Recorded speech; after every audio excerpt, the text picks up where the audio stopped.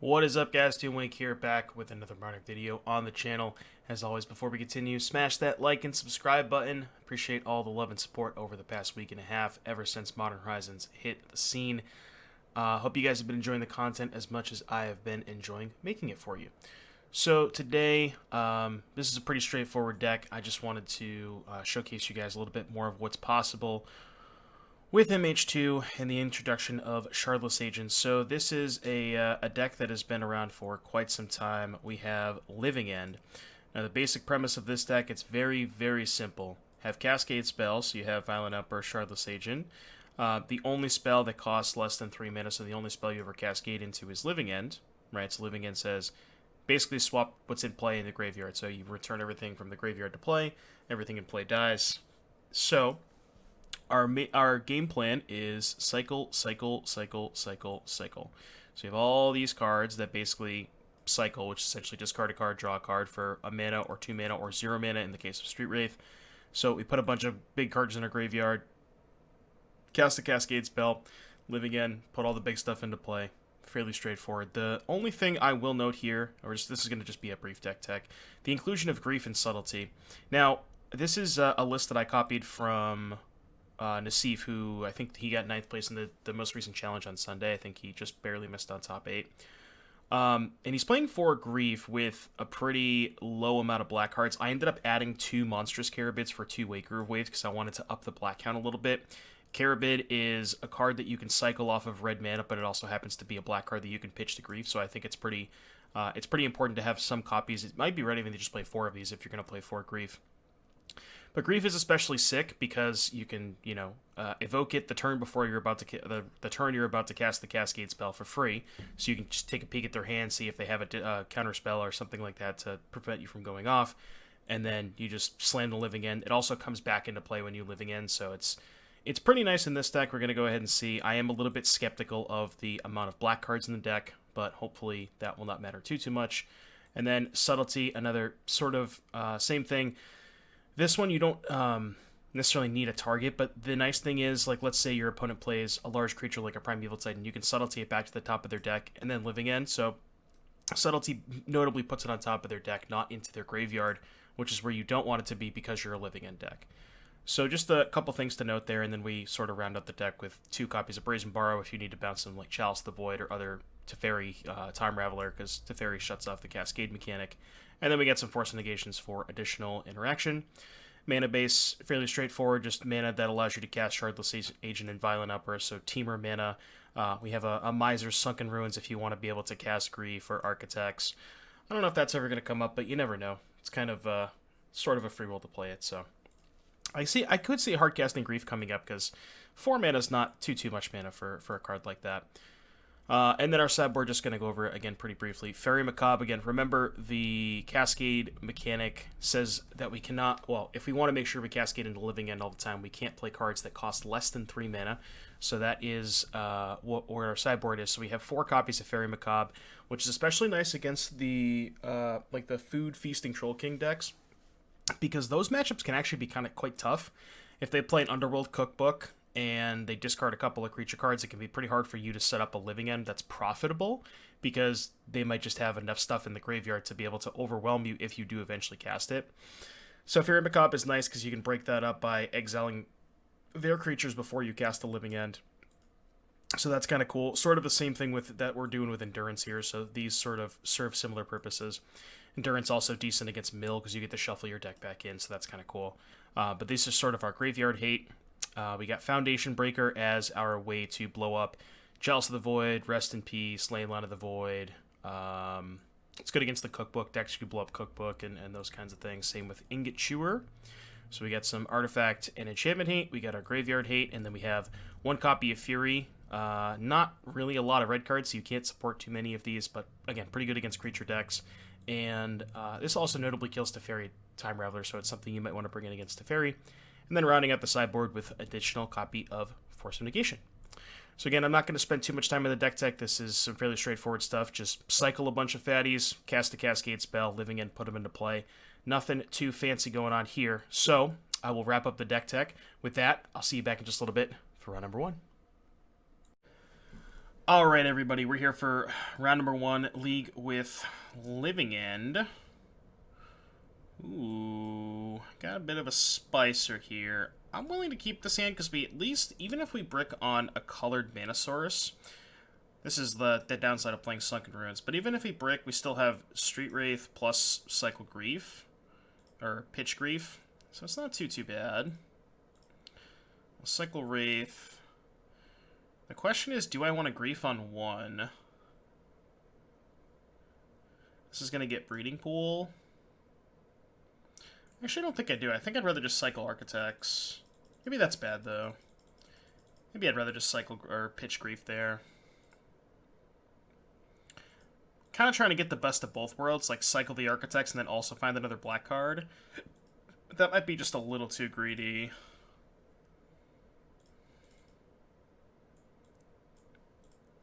Yeah, X9 bricked on the black card.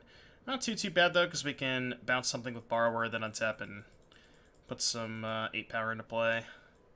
I have an Opt. Okay. Looks like a control deck of sorts. Let's see what they're doing. Hopefully we find a black card here. Black card would be kind of nuts. Is this an ice on one of my lands? It's annoying. Yeah. Alright, sure. Okay. It's not too bad. Unless they play Teferi here, then it's pretty bad for us. They don't have Teferi. Pretty good draw.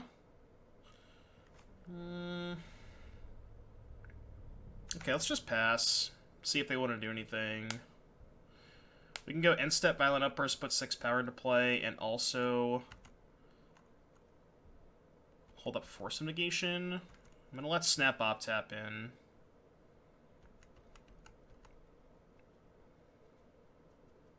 Kind of want to wait to go for it until I find a black card, so I might just cast a Borrower and just put some pressure on them that way. And then if I find a black card, I can go Grief, Evoke, hold up Outburst and Force. So yeah, I think I'm just gonna wait. I'm just gonna end step cast a Borrower and just kind of make them act. They're probably not going to counter it or answer it in any fashion. Could hardcast Grief now. I don't think I'm going to, though. I'm just going to pass. Can play another Borrower if they don't do anything. And again, we just pressure them with the Borrower, make them act, and then eventually cast Living Ends. Yeah, that's fine. Don't care too much about that.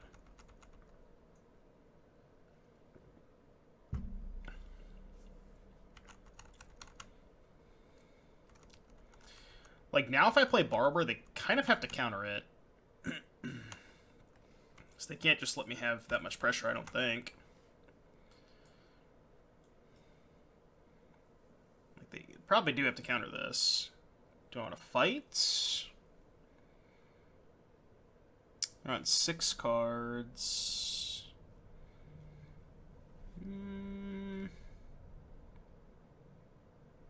2, 4, 6, 3, 6 until 15. Still kind of winning the race.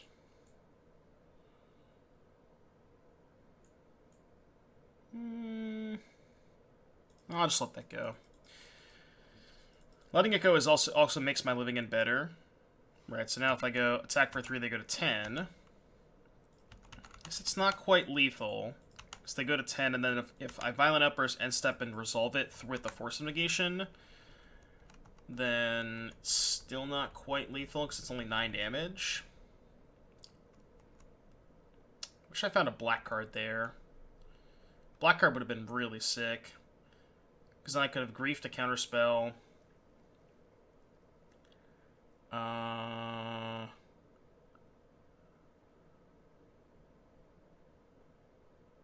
care about that?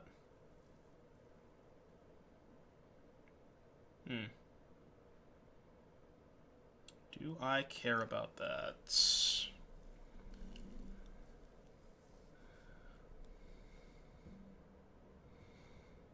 Good. Exile, Force of Negation, End Step, Outburst, but that's worse if they have a counterspell. Yeah, I just don't really care about this. I think that's fine. I wonder if they bounce the Borrower. There's no chance they bounce Borrower, right? Oh, they have to brainstorm. Because if they bounce Borrower, I could just go Violent Outburst, Hardcast Borrower, and then have lethal attack with Force Up.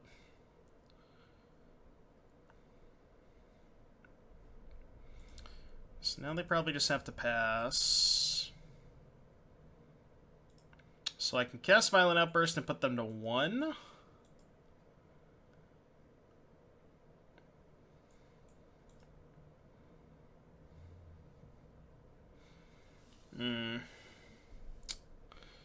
They're on 6 cards. Yeah, I think that's good. I think it's good to cast it here. Alright, cast Living End. They're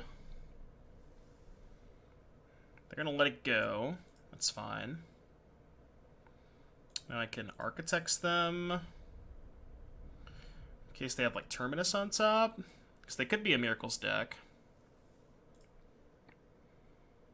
Alright, they can draw Plains first, then Field of Ruin.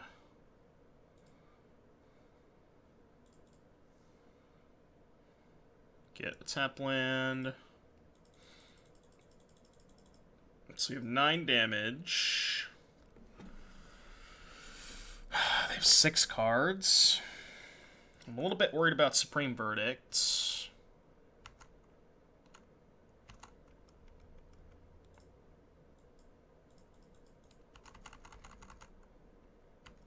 This one probably should have... No, this one definitely should have won a Jace, because now if they have Snapcaster Mage, this is... Yeah. So this should have attacked Jace, so if they have Snapcaster, they can't jump to save Jace. And these two should have won at them. Alright, so they bottom the Plains, draw the Field of Ruin.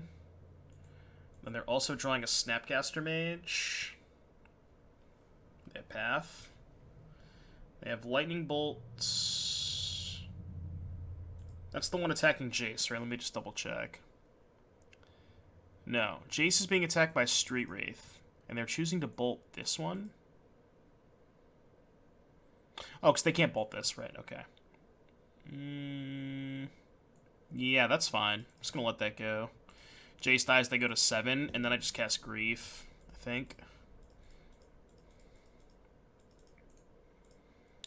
Now, even if they have Verdicts, I could take the Verdict and then still have another Cascade spell. Prismatic Ending to Fairy Brainstone? I think Brainstone's the only card I actually care about. They have a Snapcaster on top, which I know about, but... I think all these other cards are just too expensive to matter. And I even have Force of Negation, so... I think we're doing okay. So their hand right now is these 4 and a Snapcaster Mage.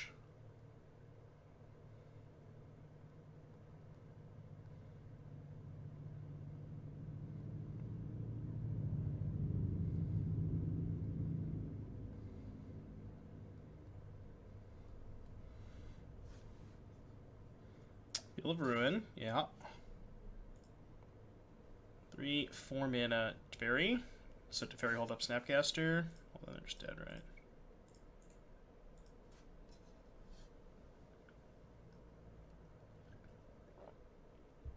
I guess they can play Snapcaster to jump block.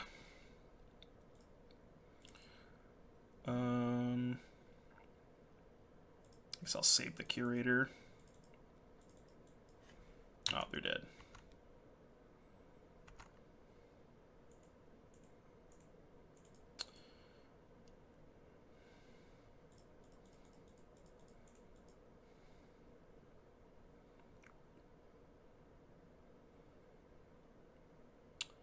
Play stat block here, take 8. Alright.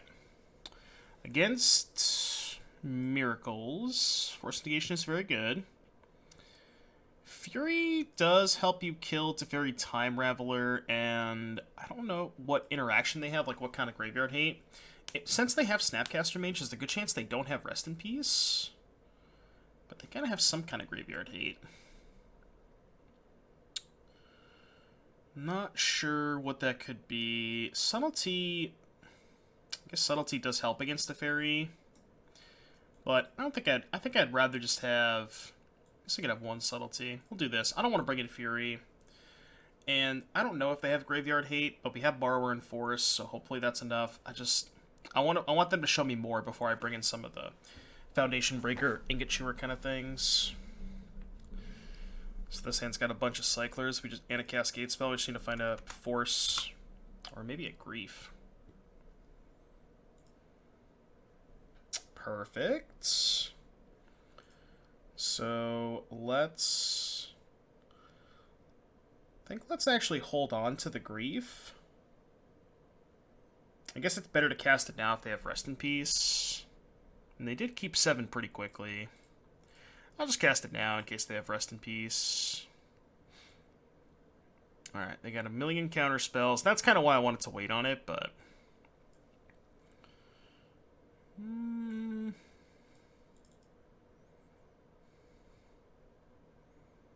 kind of just want to take Flusterstorm because it's their cheapest piece of interaction, and it's the one that's hardest for me to answer, right?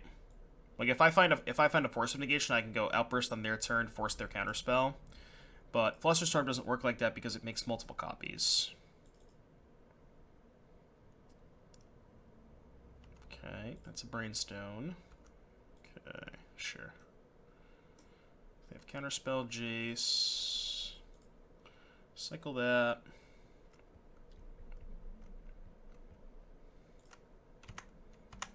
Pass turn. Looking for Force of Negation. We get to pitch the Waker of Waves. Alright, they play a land. There is a Force.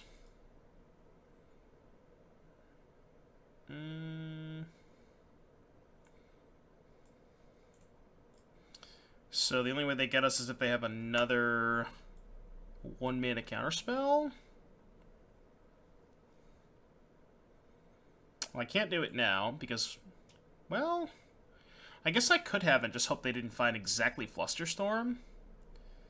Because Flusterstorm's going to get me no matter what, right? If I let them untap and hold up Force, they just counterspell and then Force and then Flusterstorm my Force. So maybe I was supposed to do it there. Because they're just not going to do anything. And now they can have double counterspell. But I guess if they have double counterspell, then I just Shardless.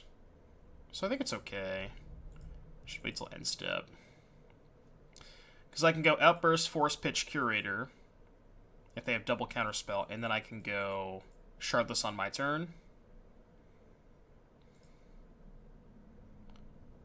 Alright, there's a Living End. Which they're going to counter. I'll fight back.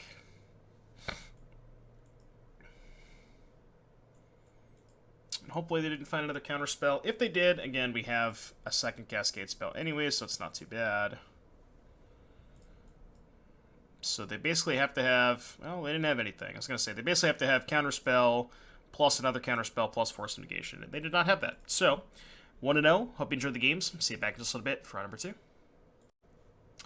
Alrighty, YouTube, back here for round number 2. Let's see what we have. Cycle, Cascade, keep... pretty straightforward stuff here. Cycle Curator on 1. Keep the Architects in case we draw Grief. I want to always have a black card in my hand if possible. Even have a mostly pain-free mana base here with 2 fast lands, so pretty easy keep here. I don't know if it matters which one I lead on. Let's see what we're up against. Wooded Foothills. Could mean a couple different things. Alright, cycle this guy. Grief would be nice. Street Wraith. This time I'm going to cycle Street Wraith main phase to try and find a Grief. There's a Grief. Let's Grief them, see what they're working with.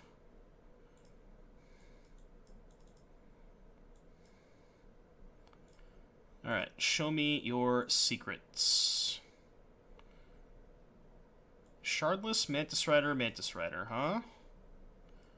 They kept that hand? Alright.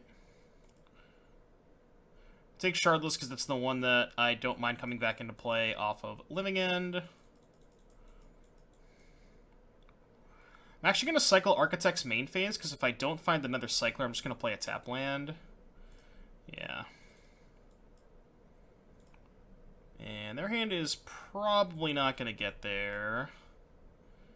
Stomping Ground and Noble Hierarch. Ignoble Hierarch. So another hand. We'll play a Spire Bluff. We'll play a Shardless.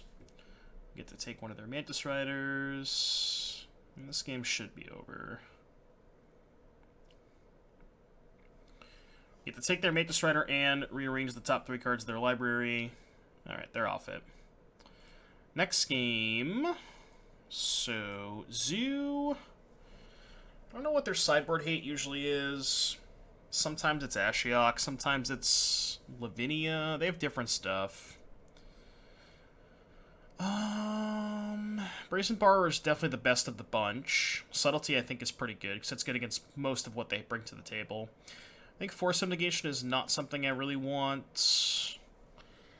And maybe just kind of hedge a little bit and bring in 2 Foundation Breakers. Keep the rest the same.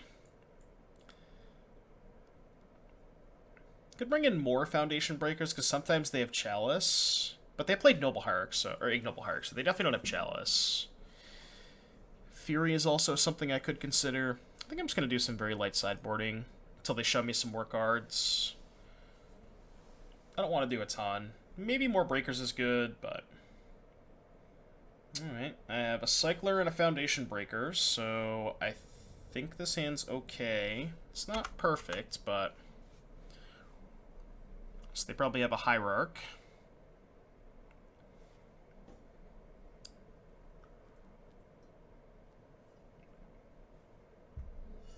They do have a Hierarch. A Cycle Street Wraith main phase to try and find Grief.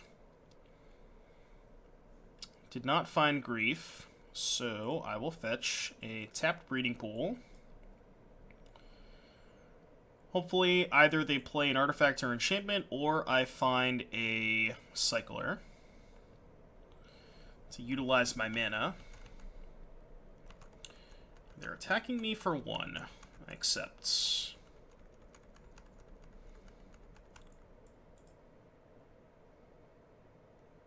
Okay. Kind of smells like Ashiok to me, because that is a common sideboard card they have. Well, I'm going to cycle this main phase, try and spike a Grief, because I am fearing Ashiok. There we go. Alright, Grief pitch Living End. Let's see what they're working with. Hopefully it's not multiple Ashioks. Or it's just a bunch of nothing. So we'll take Shardless Agent. So there is a world where they Shardless Agent into a Hate Bear. Yeah. I think the rest of my leftovers should be good enough to beat Mantis Rider. Like, they can Mantis Rider me, or to beat Tribal Flames. Yeah, I'll just take Shardless. I'm a little bit worried about my life total by letting them have the Tribal Flames, but I'm also more worried that they cascade into, like, let's say a Lavinia, or maybe a Chalice on 0, just some sort of hate piece. Alright, well, they drew Windswept Teeth, which allows them to play Bloodbraid Elf, which they're definitely going to do. I guess if they cascade into Tribal Flames, this could get bad for us. General, that doesn't matter too much. Should be able to beat the General.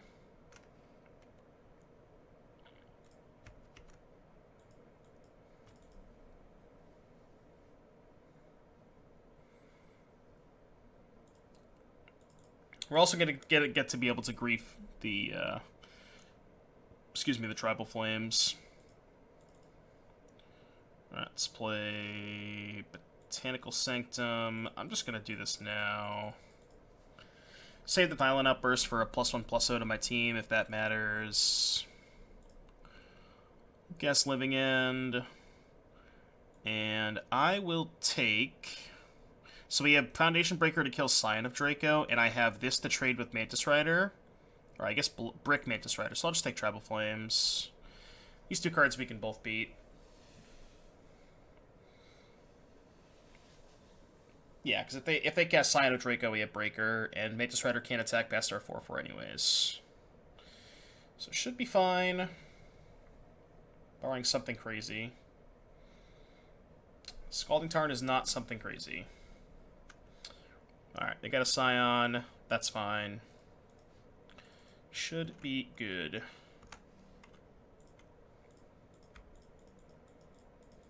Alright, Foundation Breaker, kill Scion. That should do it. Alright, so 2-0. This matchup is usually pretty good. Sometimes they have dedicated hate pieces, but when they don't draw it, it's usually their deck is based around creatures. Living End's really good against creatures, so not too much to say there. Hope you enjoy the games. I'll see you back in just a little bit for round number 3. Alrighty, YouTube. Round 3, Living End. That is a lot of Shardless Agents. I do have a land and 2 Cyclers, though, so I think I'm willing to keep this. It's a little risky, but I think it is okay. Let's see what our opponent is up to. Uh-oh, Gemstone Mine. It's Adnaz? Adnaz is, I think, a pretty bad matchup. You have to kind of try and one-shot them. Alright, I'm going to cycle this because it's just more power. I think that's more relevant. Okay. Cycle main phase to try and find Grief. Okay, Force is not too bad. Then I can go end step, fetch, Steam Vents, Architects, try and spike a land, Shardless, hold up Force. Profane Tutor is acceptable. So let's fetch, Steam Vents untapped. Need to find a land here. Land, please. There we go. Question is, am I putting Subtlety in my graveyard? I think they have actual 0 targets for Subtlety. So I think I am going to put it into my graveyard. Just to put an extra 3/3 into play. Does that change the clock? 5, 9, 12, 15... Right? 5, 9, 10, 11, 12, 13, 14, 15. So it doesn't make Violent Outburst lethal. Oh, plus this is that. Okay. So if I don't do it, it's 5, 8, 11, 13. Plus 4 is 17. So it does make sense to do it, yeah.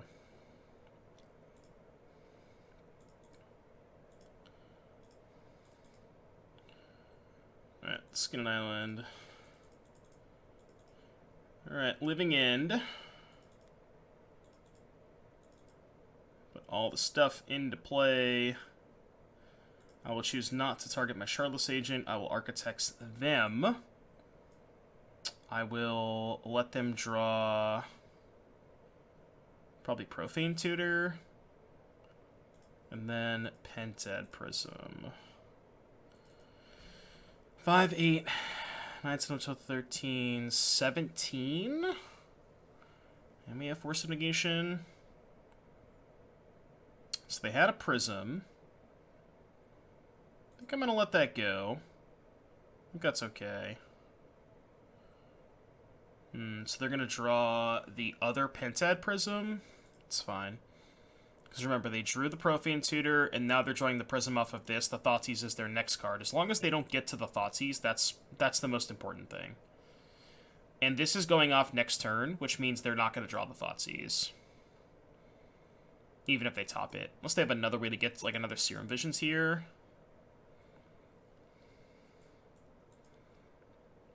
Yes, hypothetically, they could... If I draw Violent Outburst, they could... Angel's Grace to go to 1? Still in a bad spot, though. Because they just have a lot less mana next turn. And I still have Force.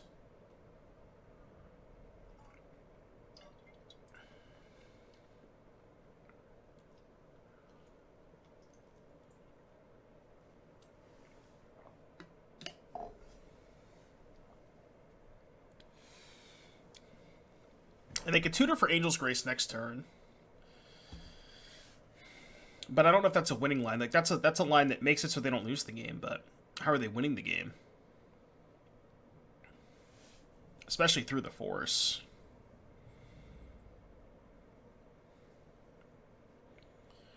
We'll see what they choose to do. This is a tough Serum Vision, so they're definitely in the tank here. I'm not sure what they're supposed to do. Kind of depends on their hand. I don't believe that they had an Unlife, because I think if they had Unlife, they probably would just play that this turn. Maybe not, though. Maybe they wanted more mana with the Prism. And also, if they play the Unlife, they lose the Gemstone Mine. I guess they only get one more use out of that anyways. So it doesn't matter too much.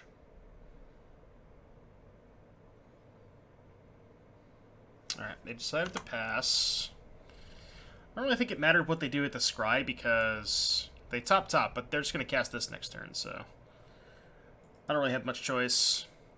I'm just going to attack.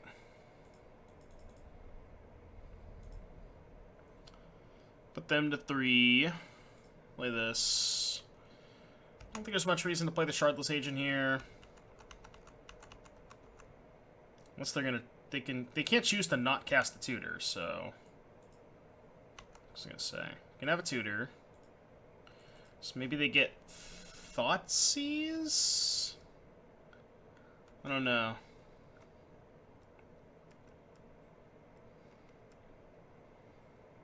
Shall see. It's gonna be tough. It's gonna be tough. If they cast an Unlife, I think I'm definitely gonna force it. Because if I let it resolve, it just buys them another turn. So I think that one is worth forcing. Black. So I guess they're gonna Thoughtseize the Force, go to 1. I'm gonna let that resolve. Because I could wake her into another Force. There's just no reason to counter that.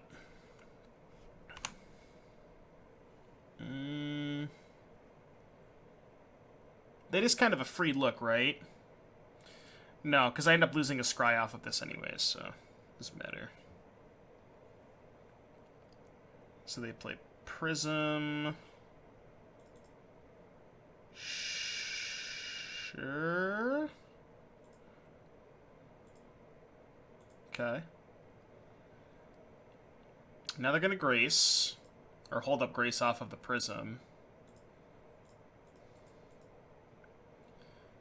So I need to find a Force of Negation or a Borrower, I think. Grief, which I can't cast.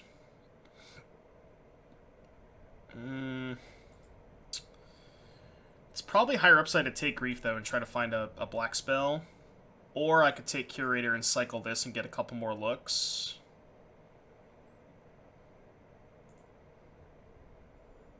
Alright, I'll take Curator.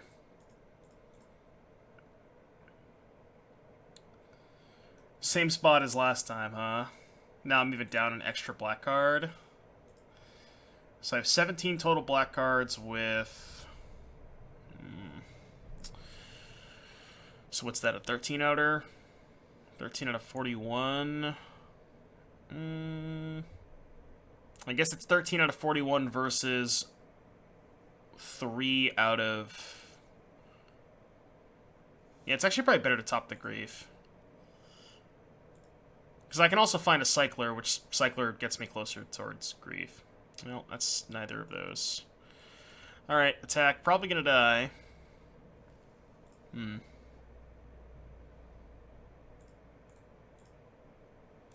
Alright, I will choose not to attack. You may proceed. So they have access to 4 mana? Blue. Yeah. Oh, do they have Oracle plus Grace plus Spoils? Man, that is tough. I don't know if there was anything I could do about that. That is unfortunate. I think this matchup is pretty tough, though. Force is good. Foundation Breaker is pretty good. Ingot Chewer's not too bad. Pretty sure Subtlety is quite poor. Brazen Borrower seems kind of poor. I guess Borrower bounces Unlife, but we have 4 Foundation Breakers for that anyways. And then I'm going to cut the Wakers because it's our slowest cycler. And I'll trim 1 Carabid. Alright, let's see. Let's be in the play.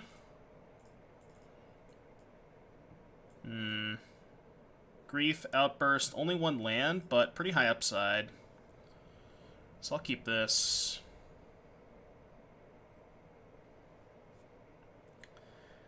I think I'm going to cycle Curator first to see if I draw a second Grief. Alright, I will Grief. Let's see what they're working with. Grace Pack, Tutor Visions.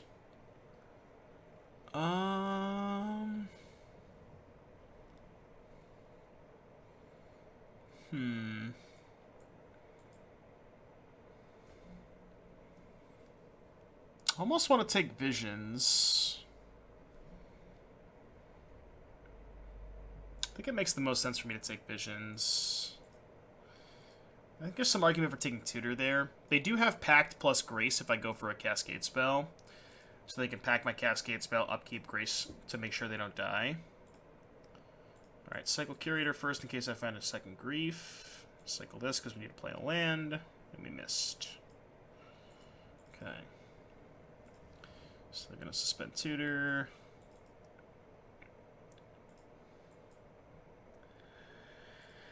Okay, need a land, please. Unfortunate. Bad matchup, kept the 1-lander, bricked on land. Them's the breaks. Them's are the breaks. Cycle main phase to try and find a Grief. I think that makes sense. No Grief. That's probably not good for us, because we know about Grace, so they can likely just find the Grace Oracle Spoils combo off of that. Profane Tutor is a nice addition for this deck. I'm generally not a huge fan of these types of decks, but for those of you who like playing Adnaz, probably a decent choice. They did get a nice little upgrade here.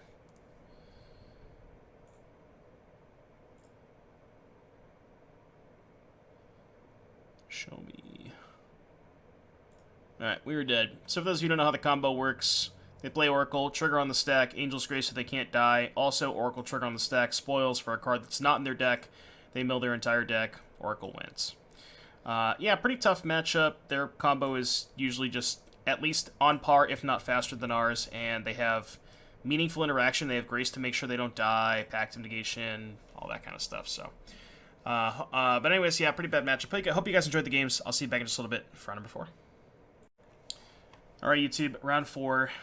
2-1 after getting destroyed by Ad Nauseam. The Sunken Ruins coming back to bite me again. I think this one I'm actually going to mulligan. Yeah, this hand's not great either. I'm just going to put back the Living End. I think there's some consideration to keeping the Living End, because if I draw Grief, then I could pitch the Living End to Grief, and maybe I'm supposed to do that, but putting back the Living End is more risk-adverse, so it's less likely that I cycle into both of them. Alright, so it looks like they're playing the blue-red Urza Asmo deck. Let's cycle this main phase. Okay, not the best.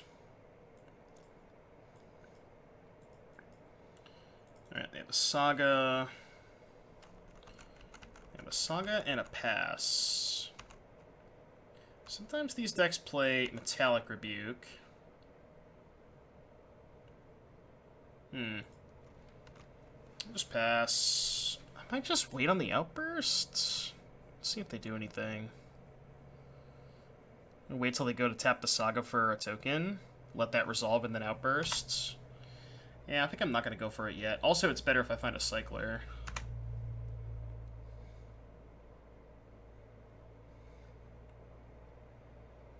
Because they're probably not going to do anything this turn. Probably just going to make a Construct. Amber is fine. Yeah, so they make a Construct. I would like to draw 1 mana Cycler here. No such luck.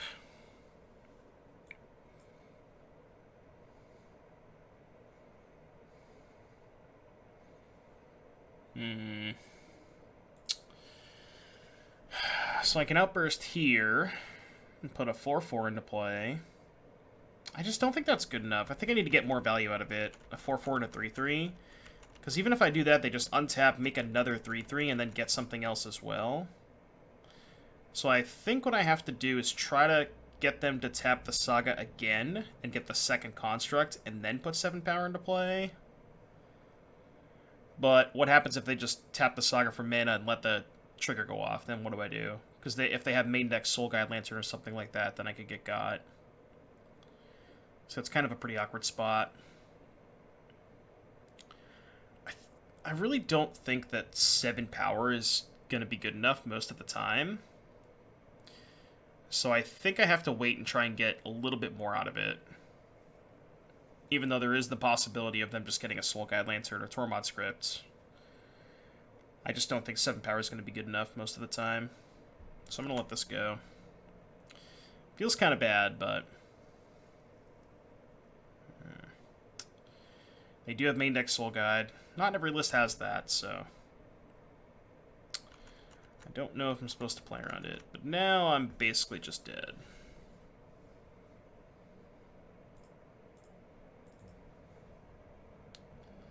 Alright, so next Scalding Tarn. It's an Urza. Alright, well I can subtlety that. It's at least something.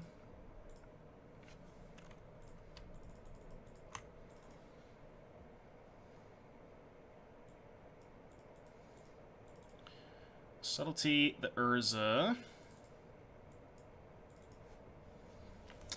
So it turns out 7 power would have been good. Perhaps.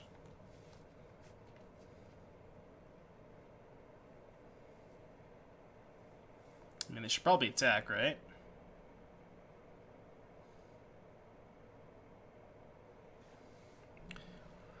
Can't think of a reason not to attack.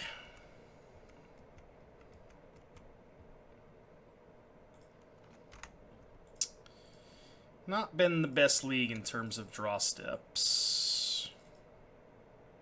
I guess we kind of easily won our first 2 rounds, but... Last round, bad matchup. This round, drawing a lot of lands. I guess I did maybe mess up when I maybe should have cast the Violent Outburst either on my end step or when they went to tap the Urza Saga. But... Again, a lot of the lists that I've seen don't have main deck Soul Guides, so I don't know if I'm supposed to play around it. But now they just play the Urza. Alright, yeah, that's enough for me. I have had enough. So, Foundation Breaker, good. Ingot Chewer, good. Force of Negation, not very good. And cut the Wakers and the Carabids. Sounds fine to me. I actually like Subtlety because they have Urza and they have Asmo. And those are pretty important cards to be able to answer on the stack. I guess maybe Subtlety is possibly worse than Force. Because Force can fight over their post-board counterspells. It's kind of close. Alright, 1 lander, bunch of Cascade, couple Cyclers. I'm going to keep it. I'm going to go turn 1, get Breeding Pool, and cycle Riverwinder to try and hit a Grief. So I think that's highest upside. Alright, no point in cycling the Wraith now, because even if I hit Grief, I no longer have a black card to cast it. So might as well just wait on that. I have a cookbook. It's not great for me. So now I can grief them. See what they're working with. Let's take a peek. Alright, they have a Daredevil. Let's see what they have. Alright, well, I'm not going to take a creature because I have a living end, so I'd rather just take this. And then we could pass. If they choose to cast Asmo, am I bouncing it with Borrower End Step? Probably. Alright, they're going to choose to not cast it, which is also pretty smart.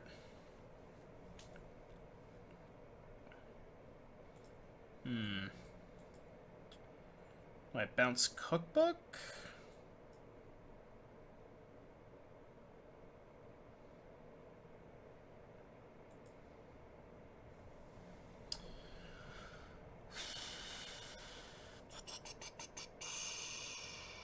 What if I bounce the food?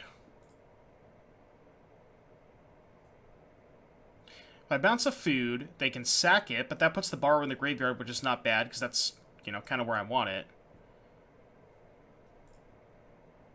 The thing about bouncing Cookbook is even if I draw land, they put this into play and they get another Cookbook anyways. So I don't think that actually accomplishes anything. I'm just going to bounce a food. Bouncing a food makes it so they have less fodder for Asmo. Like, yeah, I just don't mind this at all. Personally, I'd rather have the borrower in the graveyard anyways, so I don't mind that. That's what we needed to draw. That is definitely what we needed to draw. I have to kill the Cookbook here. I think it's more important, because, like, to be honest with you, I don't mind the Saga as long as I draw a land next turn. Because I'm going to get to kill both of their constructs anyways with Violent Outbursts. So the Saga doesn't matter as much. What matters is their food generation. I think that matters the most. Plus, if I draw a land, if I spike a land, I can just cast Shardless Agent and then kill the Saga on my turn, so.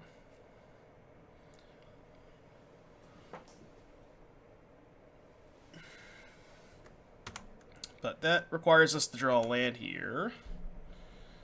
Which we did. Alright, I'm just going to cast Shardless Agent. Because I want to blow up the Saga anyways. But that was bad. Because now they just let this resolve and then make a construct. But I don't think I can beat one construct. So I'm going to kill the Saga. They're going to get a Cookbook, but then I'm just going to take it with Grief. Also, it's worth noting that it's very important to do this on my turn because of the way that the triggers work. So if I do it the other way around, and let's say I wait until their turn, these triggers go on active, non-active player, which means my triggers resolve first. So Grief would take a peek at their hand, they would have nothing, and then they would get the Cookbook. But it's very, very important for me to get the Cookbook with the Grief, so. Alright, they're off it. So, game number 3. I think I like how I sideboarded. But that is something to note. Very, very important. The way that triggers go on the stack is active player first, then non-active player. Alright, so no Cascade spell. But I have Grief and Foundation Breaker. So it seems fine to me. Probably just going to Grief them on turn 1. Either Spellbomb, Tormod's Crypts. Okay, maybe I slow roll a little bit then. Run 3 cards. I'm going to slow roll a little bit. I'm going to try and wait to Foundation Breaker the Tormod's Crypt before I do anything. We can maybe go from there. Especially if they have a slow-ish start. Alright, so we get Steam Vents.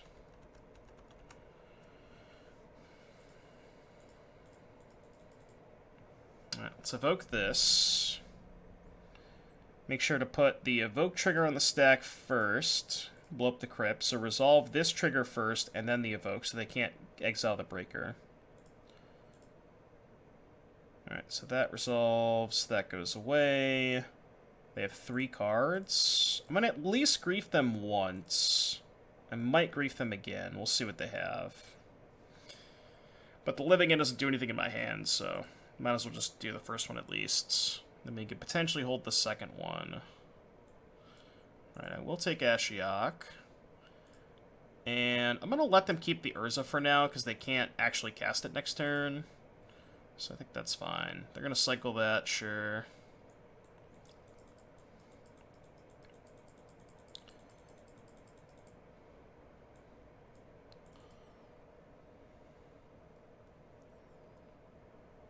Dash Ragavan. Okay, gets them a mana for the Urza for next turn. Let's see what they hit. Hit a land off of our deck. I would like to draw that land. Alright, so they still have Mountain, Urza, Ragavan. I will cycle a Street Wraith. Cycle another Street Wraith to try and spike a land. And I'm just going to do it now. I know I could wait to see if they dash the Ragavan, but I just want to make sure that, because I know they don't have a counterspell right now, so. So we'll blow up the treasure. We'll take Urza. We'll pass. They got a Ragavan and a Mountain. I just wanted to make sure they didn't draw a counterspell. Sometimes they have Metallic Rebuke, things like that, so. I think it's better to just do it there. Alrighty, what round was that? That was round 4. We 3-1. Alright, so 3-1. I think that's normally a tough matchup. I think we drew very, very well game 3. Typically, the matchup, at least because I've played it from this side a couple of times, and what usually happens, if you have an early cookbook, you can tend to just discard your creatures to make it very awkward for the living end player to cast a living end, and make it so that their living ends are actually just profitable for the blue-red player, but that did not play out this game, so hope you enjoyed the games. I'll see you back in just a little bit for the 5th round. Alright, everybody, back here for the 5th and final round. This hand kind of has everything except the black card for grief. We got a Cycler, a grief, a Cascade spell, a Force of Negation. Ooh, a mirror match? Or this is Asmo. Okay, blue-red. Blue-red stuff again. We get to force their cookbook, which is pretty important. A black card would be nice here. Not going to force that. Black card would be nice. So I am going to main phase cycle Riverwinder. See if we find a black card. We did not. So now I probably have to force pitch Shardless on the cookbook. I can't really let cookbook resolve. Cookbook is one of those cards where, you know, if they can, not only do they get to discard creatures to make our living ends bad, but they also just get to make food to then kill the creatures that we put into play with living ends, so. The second Street Wraith is kind of awkward. Uh-oh. And now even if I cast Living End, look, see, this is what I'm talking about. This is why the matchup, I think, is so bad for the Living End player. Like, I can't even cast Living End now. Their graveyard is just always going to be better than mine. I didn't help that I didn't draw a Cascade spell or a black card, but even if I did, I would just be in a position where casting Living End is just bad for me. Like, actively bad for me.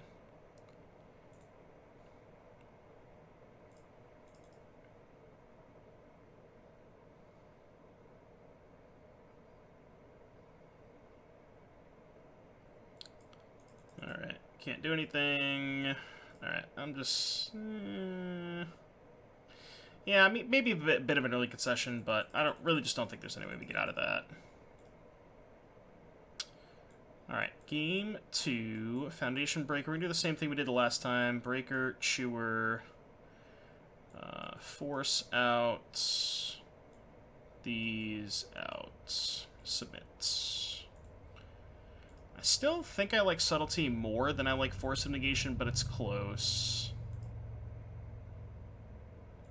No, I changed my mind, because the thing about Subtlety is they're never going to cast their creatures. They're just going to, if they know how the matchup plays out, they're just going to discard their creatures to Cookbook. So just having more answers to Cookbook, I think, is fine than Subtlety, because Subtlety just doesn't accomplish too much.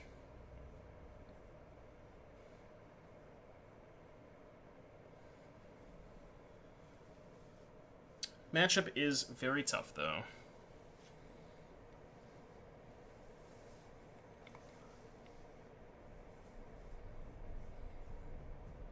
Alright, get to be in the play. So we have no Cascade spell. However, we have Breaker and Chewer and 2 Cyclers. I think this hand is just good enough. Mostly on the back of just having both of these in our hand. So we can go Cycle Riverwinder on 2. We can maybe Foundation Breaker or Chewer on 2. I guess Cycle on 1. That is fine. So I'm actually not going to cycle here now. So I'm going to get Steam Vents first, so I can cycle Chewer.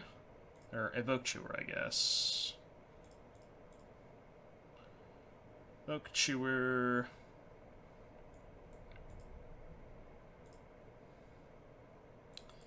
Destroy the Soul Guide. It's fine. I'll pass. I did it this way so I can also cycle. May or may not have been worth it, but... Because I could have also played Foundation Breaker to use my mana more effectively, but I wanted to also cycle the Riverwinder here to get closer to a Cascade spell. So I get Breeding Pool, cycle this.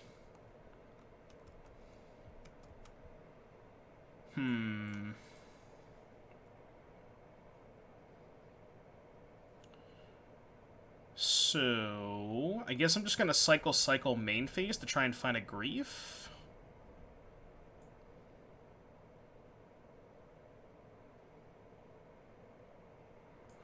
Yeah, okay, let's cycle this first. Let's cycle this. Cycle this. No Grief. If I cycle this, I then don't have a blue card to pitch to force, so I think I have to hold on to that one. In case they have something like Ashiok. They have nothing. So maybe they have a Rebuke, Counterspell of sorts. Outburst is good. Needed to find a blue card. We also notably only have 1 Living End left. So we have to be very careful about casting this Violent Outburst if they have a Counterspell. So I can't afford to cast it now until I find a blue card. Well, if we draw the Living End, it's bad. But again, I think I just have to try and wait to find a blue card. Because if this doesn't work, then we basically just lose. So we need to find a blue card. Are they just going to start discarding creatures? Yeah, they are. It's very smart of them. It's not a blue card.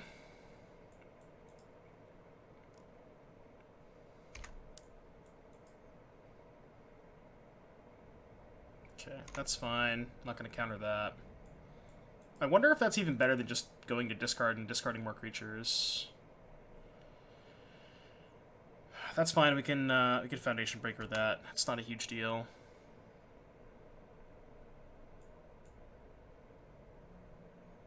So they're choosing to discard Asmo.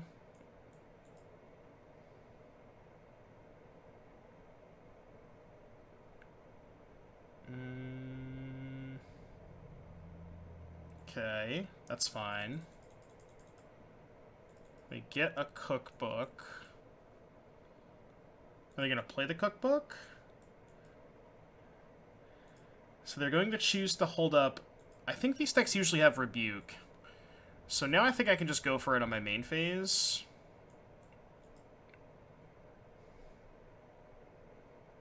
Oh, I also just have Force Negation up, so yeah. But I can't Breaker first. I just have to do it this way and hold up Force. Because I cannot let this... If this doesn't resolve, then I lose, so... A chance I just lose anyways, but...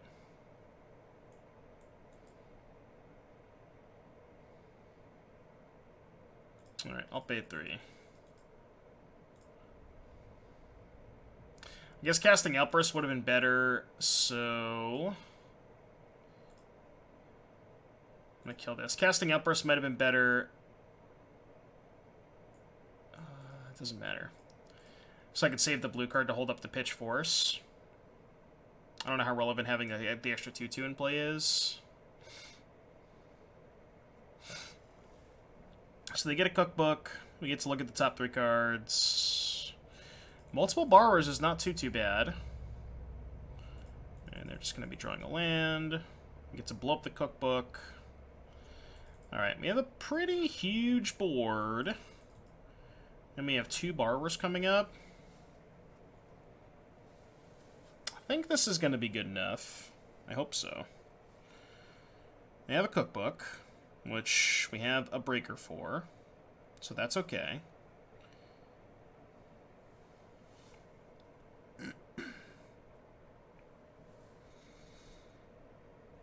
Let's see what they got. They have another cookbook. Okay. It's a lot of food. So they can make 1 more food. They can kill 1 thing with Asmo. But then I can just bounce their construct and shove with everything. And their blocks are not good. Okay. They have a monitor. And they can go off with this Urza. Maybe.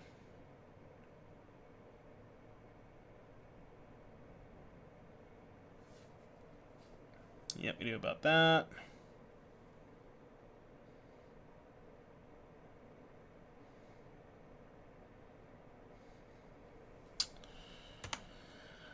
Okay, so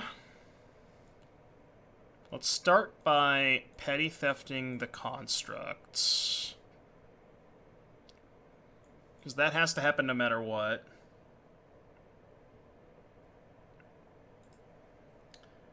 And then I can foundation breaker the cookbook.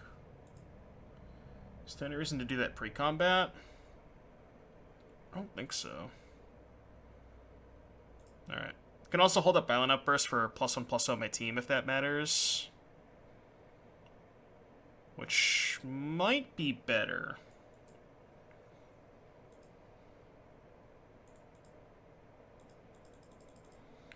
Alright, let's see how they block. So I assume they're going to chump the 2 River Winders.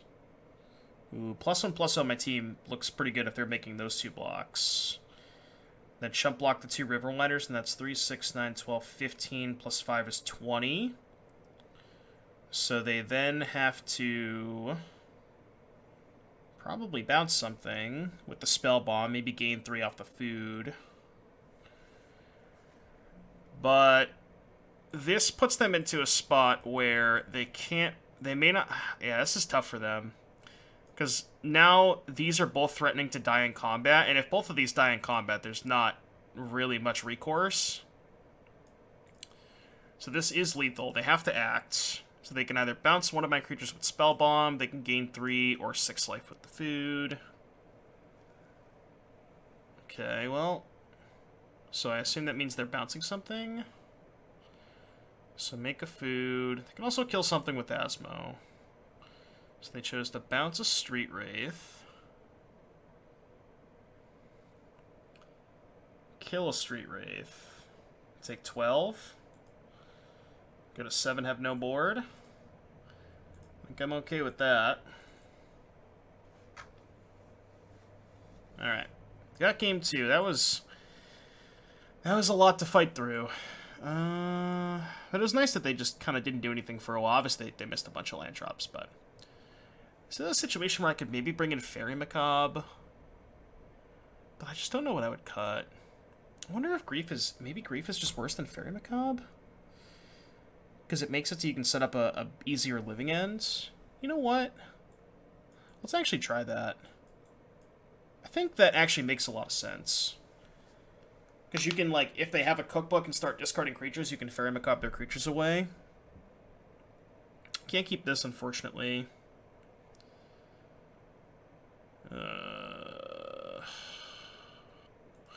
Alright, I'm going to keep this and just hope to draw some cyclers. Maybe all 4 Fairy Macabre is too many. I think a couple is good, but... Alright, turn 1, Asmo.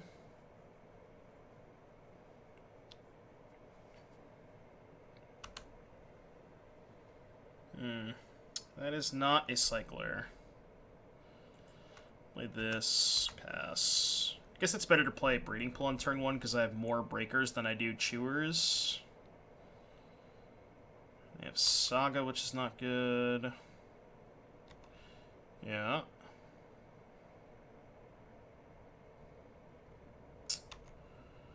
Well, we knew about that from the Asmo, but...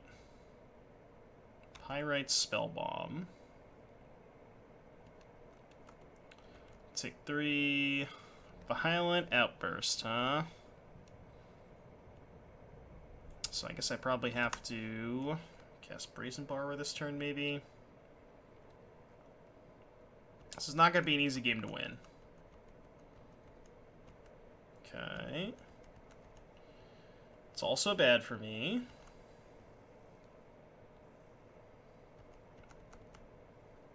Yeah, see how they just don't have to do anything? Like, I'm the one that has to act.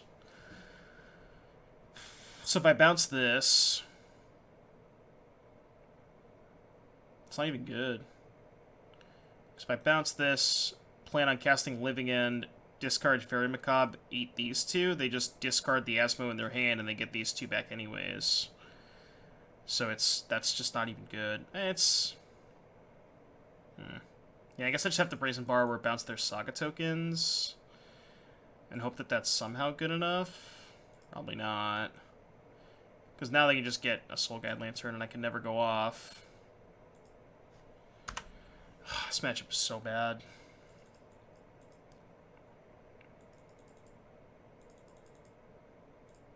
I'm gonna bounce it now because they shoved me Rebuke last game.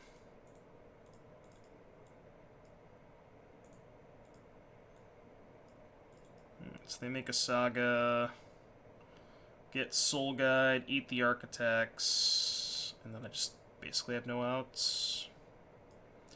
Yeah. Man, this matchup is really bad. This is definitely a reason not to play Living End. Maybe I should have mulliganed this hand, just be more aggressive with my mulligans.